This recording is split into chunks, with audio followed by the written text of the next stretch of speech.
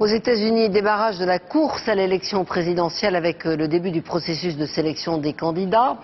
Le premier rendez-vous avec les électeurs se déroule en Iowa, où dans un foie polaire se tiennent les premiers caucus. Les citoyens américains se réunissent par famille politique, républicains ou démocrates, pour désigner dans chaque camp le candidat qu'ils préfèrent, à l'issue de causeries plus ou moins longues.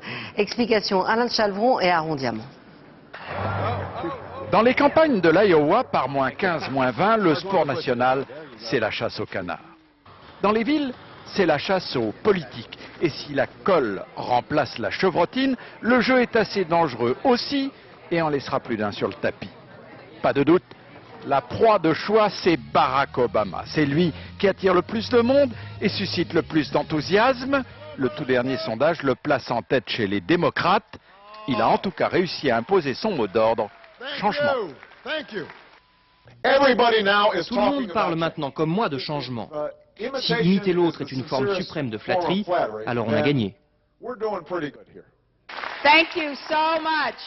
Hillary elle-même a bien été obligée de s'y mettre à ce thème du changement, elle qui jusqu'ici privilégiait l'expérience. Vu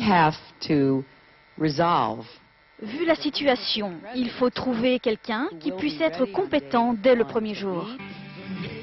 Quant au troisième homme chez les démocrates, John Edwards, l'ancien candidat à la vice-présidence, il espère tout simplement départager les deux vedettes avec son côté sudiste, proche du peuple. Chez les républicains, on ne fait pas la course au changement, c'est au contraire à qui est le plus conservateur.